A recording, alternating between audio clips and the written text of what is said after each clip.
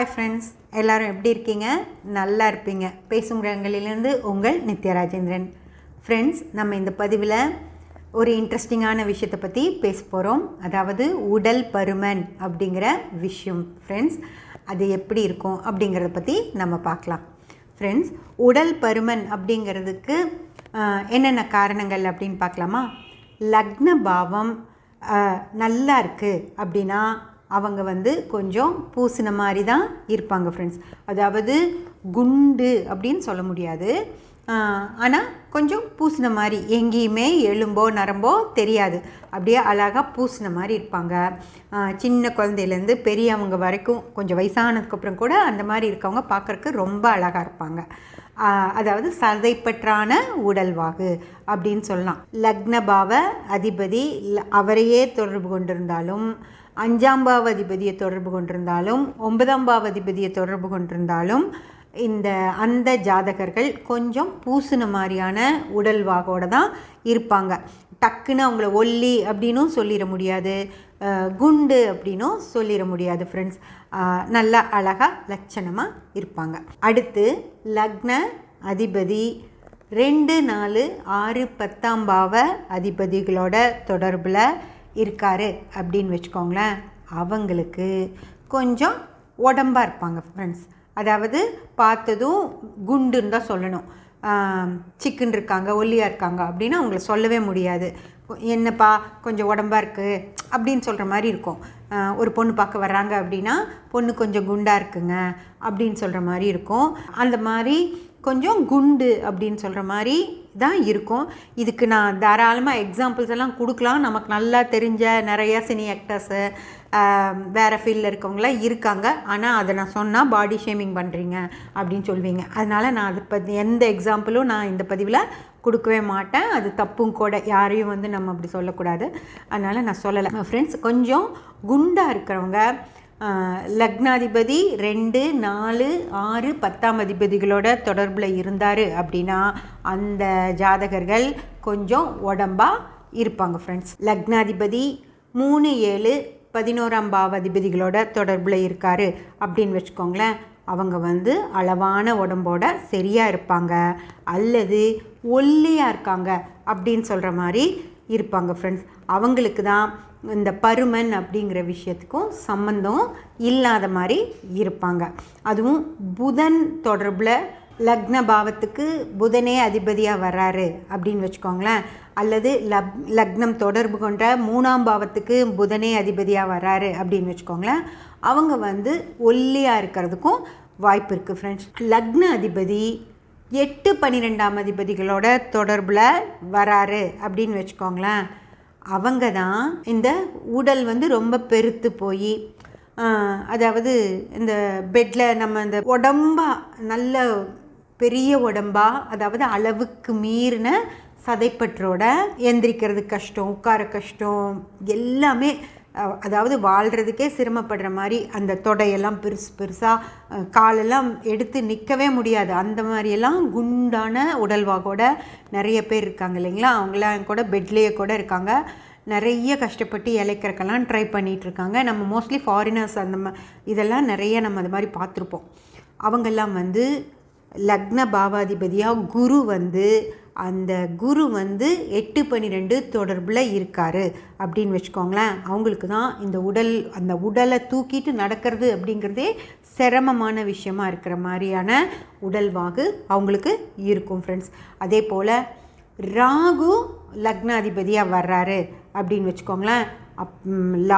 ராகு லக்னத்துக்கு அதிபதியாக அந்த லக்ன அதிபதி 8, 12ஓட தொடர்பில் இருக்குது அப்படின்னா அவங்களும் இந்த மிகப்பெரிய அப்படி கட்டாக இருக்கும் பார்த்திங்களா, கால் கையெல்லாம் வயிறெல்லாம் பெருசாக அந்த மாதிரி அதுதான் குண்டுன்னு சொல்கிறது. ரொம்ப குண்டாக இருக்காங்க அந்த மாதிரி சொல்லுவாங்க இல்லைங்களா.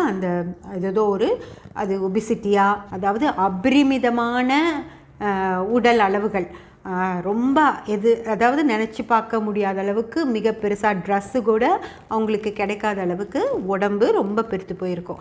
அதுக்கெல்லாம் காரகர் ராகு ஃப்ரெண்ட்ஸ். ஓகே, அடுத்ததுங்க ரொம்ப முக்கியமான பாவம் உடல் பருமனுக்கு லக்னம் இப்படி இருந்தால் கூட உடல் அப்படி பருமனாக இருக்கும் அப்படின்னு சொல்ல முடியாது.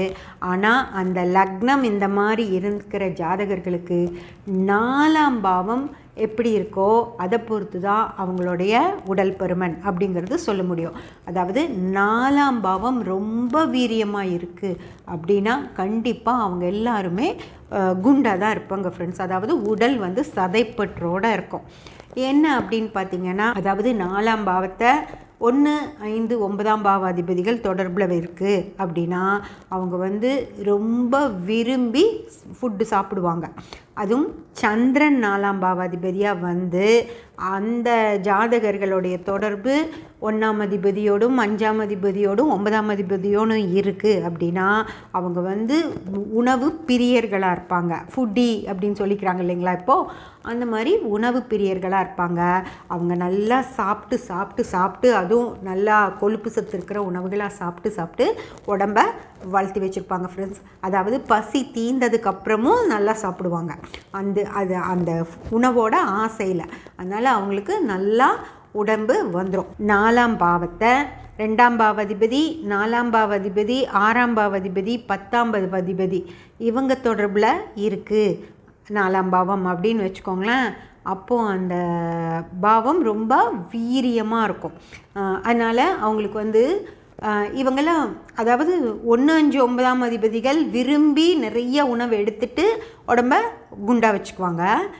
இந்த 2, 4, 6, 10ஆம் பாவாதிபதிகளை தொடர்பில் வச்சுருக்கிற 4ஆம் பாவம் வந்து டைமை வந்து கரெக்டாக சாப்பிடாம கேஸ் ட்ரபிள்னால, சரியான உணவு முறை, தூக்கமின்மை, இந்த காரணங்களால் அவங்களுக்கு வந்து உடல் பெருத்து போகும்.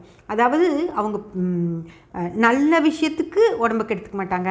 நிறைய வேலை செஞ்சு டைம் கம்மியாக இருக்கிறனால நல்லா ஒழுங்கான நேரத்துக்கு சாப்பிட முடியாமல் நிறைய பிரச்சனைகளால் அவங்களுக்கு உடல் வந்து அப்படி பெருசாகிடும் ஃப்ரெண்ட்ஸ்.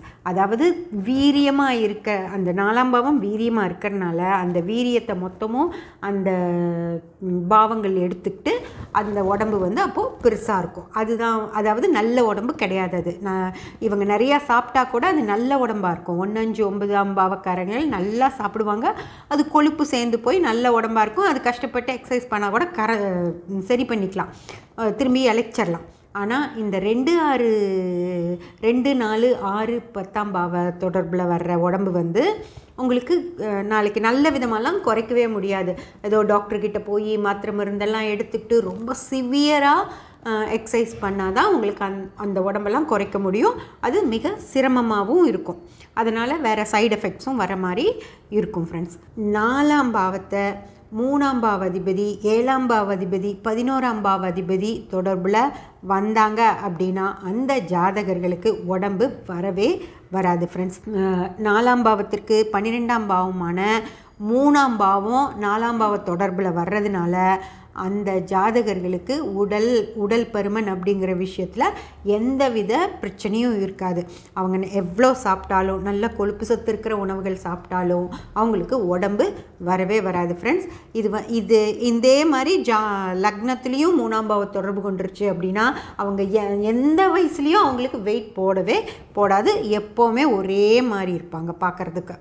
ஓகே ஃப்ரெண்ட்ஸ், அடுத்து 4ஆம் பாவத்தை 8, 12ஆம் பாவங்கள் தொடர்பு கொள்ளுது அப்படின்னு வச்சுக்கோங்களேன். அதாவது லக்னத்தை கெடுக்கக்கூடிய 8, 12 4ஆம் பாவத்தோட திரிகோண பாவங்கள் தான் இருந்தாலும் லக்னத்தை கெடுக்கக்கூடிய பாவங்களாக இருக்கிறதுனால அங்கே லக்னம் கெட்டு அவங்களுக்கு உடம்பு வந்து இருக்கும் ஃப்ரெண்ட்ஸ். அதாவது உடம்பு இருக்காது அப்படின்னு சொல்ல முடியாது, உடம்பு கண்டிப்பாக இருக்கும். 4ஆம் பாவத்திற்கு 5, 9ஆம் பாவங்களாக 8, 12ஆம் பாவங்கள் வர்றதுனால அவங்களும் நேரத்துக்கு நிறைய கொழுப்பு சத்து இருக்கிற உணவுகளை சாப்பிட்டு அவங்களும் உடம்பை வந்து எந்தவித ஒரு கவனிப்பும் இல்லாமல் தாறுமாறாக உடம்பை வளர்த்தி வச்சுருப்பாங்க ஃப்ரெண்ட்ஸ்.